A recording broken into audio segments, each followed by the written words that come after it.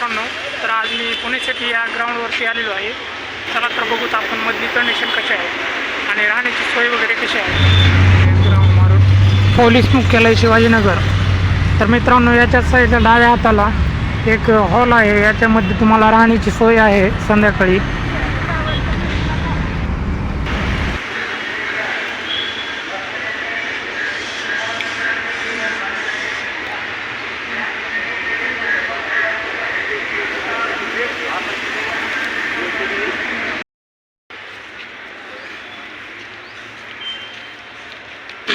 हे इथं 1600 मीटरचं ट्रॅक आहे. एकदम नंबर 1 ग्राउंड आहे पुणे सिटीचं. लवकरच तुम्हाला 4 वाजता आतमध्ये घेतात.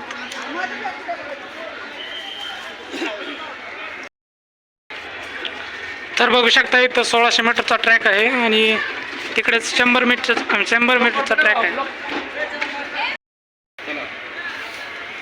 तर बघू शकता 1600 मीटर आता पोरं पळत आहेत. ग्राउंड एकदम नंबर 1 आहे 1600 आणि 100 पण.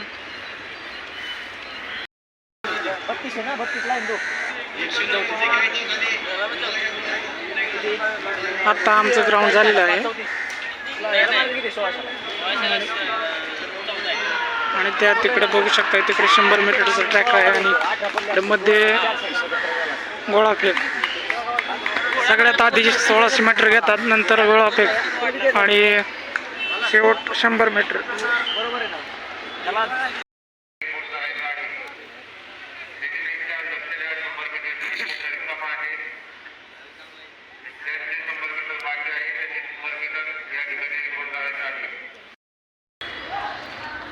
आणि हे 100 मीटरचा ट्रॅक आहे.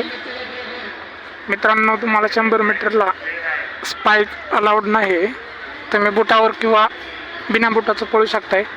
मी तर बिना बुटाचं मारलेलं आहे.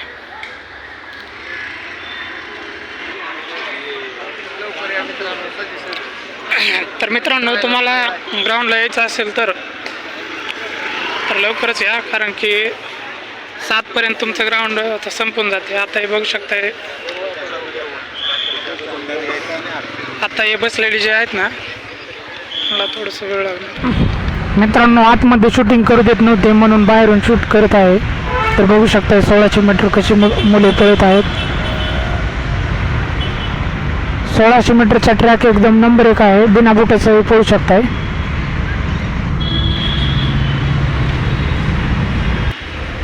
मित्रांनो, तुमच्या हॉल तिकीटवरती सकाळचे 5 वाजता रिपोर्टिंग टाईम आहे, परंतु तुम्हाला 4 वाजताच आतमध्ये घेत आहेत आणि तुमचं 7 वाजूस्तर क्लिअर ग्राउंड संपत आहे. तर लवकरात लवकर आतमध्ये जाण्याचे प्रयत्न करा. आणि नंतर पुन्हा ऊन होत आहे.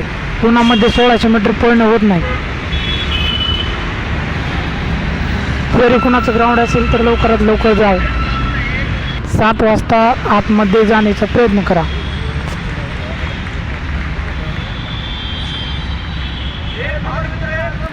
मित्रांनो, व्हिडिओ कसा वाटला कमेंटमध्ये कळवा आणि हो, व्हिडिओला जास्तीत जास्त शेअर करा, म्हणजेच आपल्या नवीन मुलांना माहीत होईल की पुणे सिटीचं ग्राउंड कसं आहे.